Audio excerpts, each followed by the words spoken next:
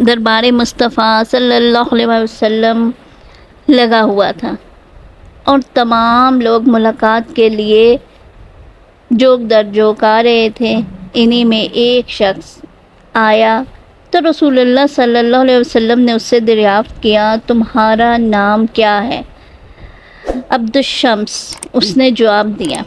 نہیں، تمہارا نام تو عبد الرحمن ہے۔ رسول اللہ صلی اللہ علیہ وسلم نے ارشاد فرمایا، ہاں عبد الرحمن ہے اللہ کے رسول، میرے ماں باپ آپ پہ قربان۔ انہوں نے عرض کیا، یقیناً آپ صحابہ رسول صلی اللہ علیہ وسلم میں سب سے زیادہ جانے جانے والے صحابہ تھے۔ کیا امت مسلمہ کا کوئی فرد ایسا ہے جو حضرت ابو ہریرہ رضی اللہ عنہ سے ناواقف ہو؟ جی ہاں، یہ تھے حضرت ابو ہریرہ۔ لوگ ان کو جاہلیت میں عبد الشمس کے نام سے پکارتے تھے۔ جب اللہ تعالیٰ نے ان کو اسلام کی نعمت سے نوازا اور نبی صلی اللہ علیہ وسلم سے ان کی ملاقات ہوئی تو انہوں نے ان کا نام عبد الرحمن رکھا، اور رہی ان کی کنیت کہ ابو ہریرہ تو اس کا سبب یہ تھا کہ بچپن میں ان کے پاس ایک بلی تھی جس کے ساتھ وہ کھیلا کرتے تھے، اور اس کی وجہ سے ان کے ہم جولیوں نے ان کا نام ابو ہریرہ رکھ دیا تھا، اور بعد میں ان کی کنیت اسی سے مشہور ہو گئی۔ جب رسول اللہ صلی اللہ علیہ وسلم کے ساتھ ان کے تعلقات استوار ہوئے تو آپ بسا اوقات پیار سے ان کو ابو ہر کہہ کے بلاتے تھے، یعنی کہ ابو ہر کا مطلب ہے بلی سے پیار کرنے والا۔ وہ خود بھی ابو ہر کو ابو ہریرہ پر ترجیح دیتے اور کہتے کہ میرے محبوب رسول صلی اللہ علیہ وسلم مجھے اسی نام سے پکارتے تھے۔ ہر مذکر اور ہریرہ مؤنث سے اور مذکر مؤنث سے اچھا ہوتا ہے۔ حضرت ابو ہریرہ رضی اللہ عنہ حضرت طفیل دوسی رضی اللہ عنہ کے ہاتھ پر مشرف با اسلام ہوئے اور وہیں اپنے قبیلے میں مقیم رہے۔ 6 ہجری میں اپنے قبیلے بنی دوس کے ایک وفد کے ساتھ بارگاہ رسالت میں حاضر ہوئے اور ہر چیز سے قطع تعلق کر لیا، صرف رسول اللہ صلی اللہ علیہ وسلم کی خدمت و صحبت کے لیے اپنے آپ کو یکسو کر لیا۔ ہر وقت مسجد نبوی میں رہتے، حضور صلی اللہ علیہ وسلم کی ہر چیز کو باغور دیکھتے۔ آپ نے نبی کریم صلی اللہ علیہ وسلم کو اپنا امام بنا لیا، کیونکہ نبی کریم صلی اللہ علیہ وسلم کی زندگی میں ان کے بیوی بچے نہیں تھے، صرف ان کی بوڑھی ماں تھی جو اس وقت تک شرک پر قائم تھی، جن کی محبت اور خیر خواہی کے پیش نظر وہ برابر ان کو اسلام کی دعوت دیتے رہتے تھے، مگر وہ ہمیشہ اس سے نفرت اور انکار کرتی۔ حضرت ابو ہریرہ ان کو ان کے حال پر چھوڑ دیتے، مگر ان کا دل غم سے نڈھال رہتا۔ ایک روز انہوں نے اپنی ماں کو خدا اور رسول اللہ صلی اللہ علیہ وسلم پر ایمان لانے کی دعوت دی تو انہوں نے رسول اللہ صلی اللہ علیہ وسلم کے متعلق ایسے نازیبا الفاظ استعمال کیے جن کو سن کے حضرت ابو ہریرہ رضی اللہ عنہ کو سخت صدمہ پہنچا۔ وہ روتے ہوئے آپ کی خدمت میں حاضر ہوئے۔ آپ صلی اللہ علیہ وسلم نے ان کو روتا دیکھ کے کیا بات ہے ابو ہریرہ، کیوں رو رہے ہو؟ یا رسول اللہ، میں برابر اپنی ماں کو اسلام کی دعوت دیتا رہا مگر وہ ہمیشہ انکار کرتی رہی۔ آج بھی جب میں نے اس کو دعوت دی تو مجھے سخت دل آزاری ہوئی جب آپ صلی اللہ علیہ وسلم کے بارے میں میری ماں نے چند غلط الفاظ ادا کیے۔ انہوں نے روتے ہوئے کہا، رسول اللہ صلی اللہ علیہ وسلم نے دست مبارک کے لیے دعا بلند کی۔ حضرت ابو ہریرہ رضی اللہ عنہ کہتے ہیں، جب میں گھر واپس گیا تو دیکھا دروازہ بھیڑا ہوا ہے اور مجھے اندر سے پانی گرنے کی آواز سنائی دے رہی ہے۔ جب میں اندر داخل ہوا اور چاہا تو ماں نے کہا، ابو ہریرہ ابھی وہیں کھڑے رہو۔ پھر جب انہوں نے کپڑے پہن لیے تو کہا، اب اندر آ جاؤ۔ جب میں اندر گیا تو انہوں نے کہا، اشہد ان لا الہ الا اللہ واشہد ان محمدًا عبدہ ورسولہ۔ میں آنکھوں میں خوشی کے آنسو لیے پھر بارگاہ رسالت میں حاضر ہوا، جیسا کہ تھوڑی دیر پہلے غم سے آنسو بہاتا ہوا تھا، اور عرض کیا، اللہ کے رسول صلی اللہ علیہ وسلم خوش ہو جائیے، اللہ تعالیٰ نے آپ کی دعا سن لی اور ابو ہریرہ کی ماں اسلام لے آئی۔ حضرت ابو ہریرہ رضی اللہ عنہ کو رسول اللہ صلی اللہ علیہ وسلم سے ایسی گہری محبت تھی جو ان کے رگوں پہ میں سرایت کر گئی۔ وہ آپ کے دیدار کے بغیر رہ ہی نہیں سکتے تھے۔ وہ کہتے ہیں، میں نے رسول اللہ صلی اللہ علیہ وسلم سے زیادہ دل فریب اور خوبصورت کوئی چیز نہیں دیکھی۔ ایسا لگتا ہے جیسے رخ تابہ میں سورج گردش کر رہا ہے۔ وہ ہمیشہ اللہ تعالیٰ کی اس نعمت کا شکر ادا کرتے رہتے کہ اس نے ان کو دین سے سرفراز کیا۔ شکر ہے اس خدا کا جس نے ابو ہریرہ کو اسلام کی ہدایت بخشی۔ شکر ہے اس خدا کا جس نے ابو ہریرہ کو قرآن کا علم دیا، اور شکر ہے اس خدا کا جس نے ابو ہریرہ کو اپنے نبی صلی اللہ علیہ وسلم کی صحبت دی۔ حضرت زید بن ابن ثابت کہتے ہیں کہ ایک روز میں ابو ہریرہ اور میرے ایک ساتھی تینوں مسجد نبوی میں بیٹھے ذکر و دعا میں مصروف تھے۔ اسی دوران رسول اللہ صلی اللہ علیہ وسلم حجرہ مبارک سے نمودار ہوئے اور آ کے ہمارے پاس بیٹھ گئے۔ جب ہم خاموش ہو گئے تو آپ صلی اللہ علیہ وسلم نے فرمایا اپنا سلسلہ جاری رکھو۔ تب میں اور میرے ساتھی نے ابو ہریرہ سے پہلے دعا مانگی اور رسول اللہ صلی اللہ علیہ وسلم نے ہماری دعاؤں پہ آمین کہی۔ اس کے بعد ابو ہریرہ نے دعا کی، اے اللہ میں تجھ سے وہ چیزیں بھی مانگتا ہوں جو میرے ان دونوں ساتھیوں نے مانگی، اور میں تجھ سے نہ بھولنے والا علم مانگتا ہوں۔ رسول اللہ صلی اللہ علیہ وسلم نے ان کی دعا پر آمین کہا، اور اس کے بعد ہم دونوں نے کہا ہم بھی اللہ تعالیٰ سے نہ بھولنے والا علم مانگتے ہیں۔ تو رسول اللہ صلی اللہ علیہ وسلم نے فرمایا یہ دوسی نوجوان تم لوگوں سے بازی لے گیا۔ حضرت ابو ہریرہ رضی اللہ عنہ جس طرح علم کو اپنے لیے پسند کرتے تھے اسی طرح دوسروں کے لیے بھی پسند کرتے تھے۔ ایک روز ان کا گزر مدینہ کے بازار میں ہوا اور لوگوں کو دنیاوی زندگی میں مصروف، خرید و فروخت کرتے، لین دین کرتے میں مصروف دیکھا تو انہوں نے لوگوں کے سامنے کھڑے ہو کے کہا، اے اہل مدینہ تم لوگ کتنے عاجز اور ناکام ہو۔ ابو ہریرہ رضی اللہ عنہ آپ نے ہماری کون سی عاجزی اور ناکامی دیکھی؟ لوگوں نے پوچھا۔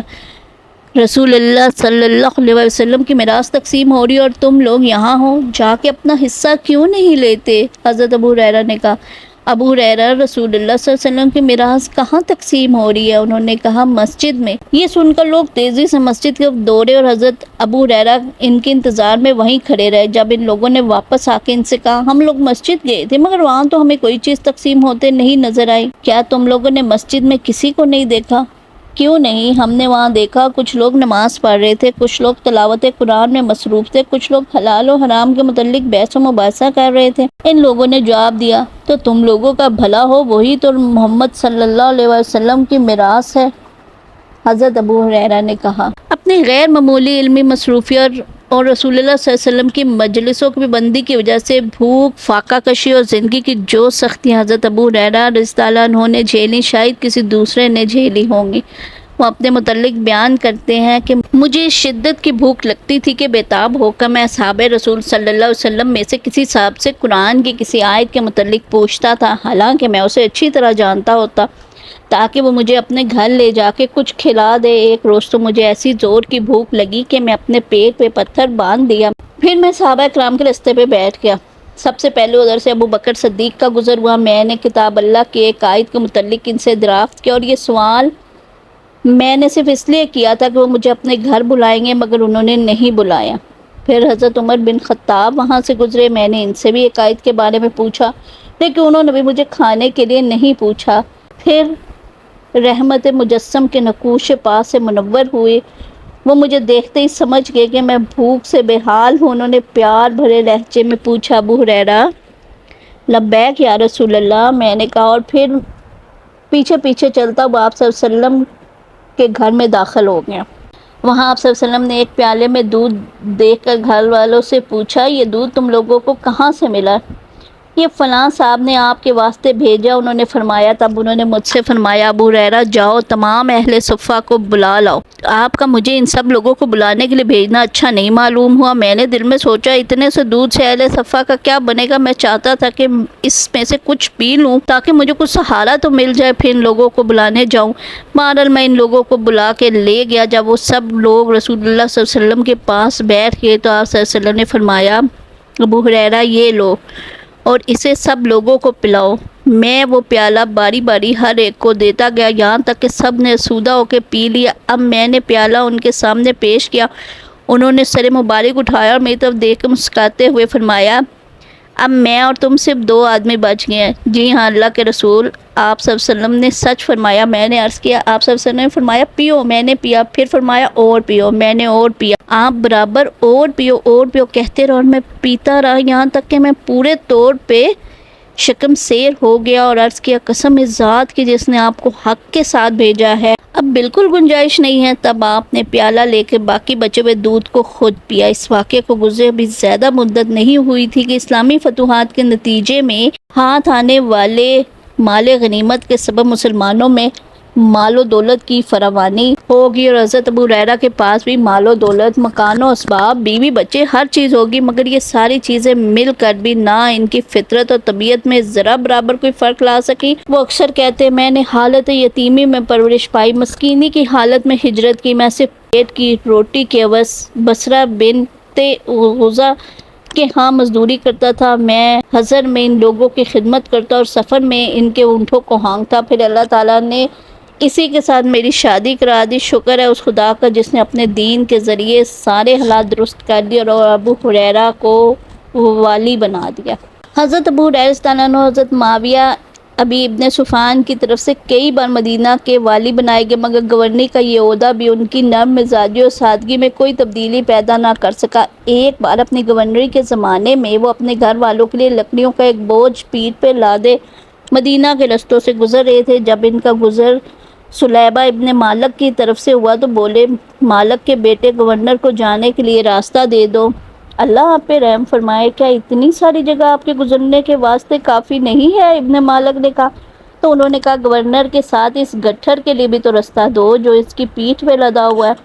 حضرت ابو ہریرہ رضی اللہ عنہ کی شخصیت میں نرم مزاجی، تقویٰ، پرہیزگاری وافر مقدار میں تھی۔ وہ دن کو روزہ رکھتے، تہائی رات تک عبادت اور ذکر الہی میں مصروف رہتے، پھر اپنی بیوی کو بیدار کر دیتے جو رات کا دوسرا تہائی حصہ عبادت میں گزارتی، پھر وہ اپنی بیٹی کو جگا دیتی اور وہ رات کے آخری حصے میں قیام کرتی۔ اس طرح ان کے گھر میں عبادت کا سلسلہ رات بھر جاری رہتا۔ ابو ہریرہ کے پاس ایک حبشن لونڈی تھی۔ ایک دفعہ اس سے کوئی ایسی نازیبا حرکت سرزد ہوگی جس سے ان کو اور گھر والوں کو بڑا رنج ہوا۔ انہوں نے اس کو مارنے کے لیے کوڑا اٹھایا، پھر رک گئے اور کوڑا رکھتے ہوئے لونڈی سے کہا، اگر قیامت کے دن قصاص کا ڈر نہ ہوتا تو جو اذیت تم نے ہمیں پہنچائی ہے میں تجھے ضرور اس کی سزا دیتا، لیکن میں تجھ کو ایک ایسی ہستی کے ہاتھ فروخت کر دوں گا جو تیری قیمت مجھے اس روز ادا کرے گی جب میں اس کا سب سے زیادہ ضرورت مند ہوں گا۔ جا تو اللہ کے لیے آزاد ہے۔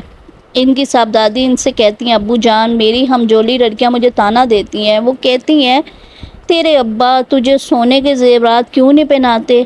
تو وہ جواب دیتے، بیٹی ان سے کہہ دینا میرے والد میرے اوپر جہنم کی آگ سے ڈرتے۔ حضرت ابو ہریرہ کا اپنی بیٹی کو سونے کے زیورات نہ پہنانا کسی مالی طمع کی وجہ سے نہیں تھا، کیونکہ وہ انفاق فی سبیل اللہ میں نہایت فعال، بڑے کشادہ دل کے مالک تھے۔ ایک دن مروان ابن حکم نے ان کے پاس 100 دینار بھیجے اور دوسرے دن کے علاوہ بھیجا کہ خادم نے غلطی سے وہ رقم آپ کو دے دیا، حالانکہ میں نے آپ کے یہاں نہیں کسی دوسرے کے یہاں بھیجی تھی، اس لیے وہ رقم واپس بھیج دیجیے۔ یہ سن کے وہ سخت نادم ہوئے اور مروان کے ہاں کے علاوہ بھیجا، میں نے تو ساری رقم خدا کے نام میں خرچ کر دی، اس میں سے 1 دینار بھی میرے پاس باقی نہیں بچا، جب بیت المال سے میرا وظیفہ برآمد ہو تو اس میں سے یہ رقم نکال لیجیے گا۔ دراصل مروان نے ایسا صرف ان کو آزمانے کے لیے کیا تھا، مگر جب پتہ لگا تو اس کو صحیح پایا۔ حضرت ابو ہریرہ رضی اللہ عنہ زندگی بھر اپنی والدہ کے ساتھ حسن سلوک کا معاملہ کرتے رہے۔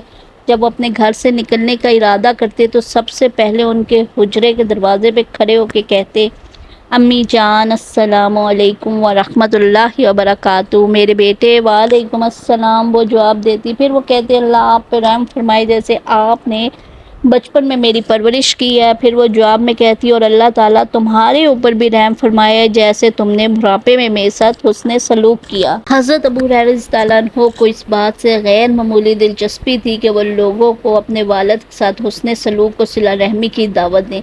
ایک روز انہوں نے 2 آدمیوں کو جاتے ہوئے دیکھا، ان میں سے ایک دوسرے سے سن رسیدہ تھا۔ انہوں نے چھوٹی عمر والے سے پوچھا، یہ آدمی تمہارا کون ہے؟ یہ میرے والد ہیں، اس نے جواب دیا۔ حضرت ابو ہریرہ نے ان کو نصیحت کی، ان کا نام لے کے نہ بلانا، ان کے آگے نہ چلنا اور ان سے پہلے نہ بیٹھنا۔ حضرت ابو ہریرہ رضی اللہ عنہ جب مرض الموت میں مبتلا ہوئے اور ان کا آخری وقت آ گیا تو رو پڑے۔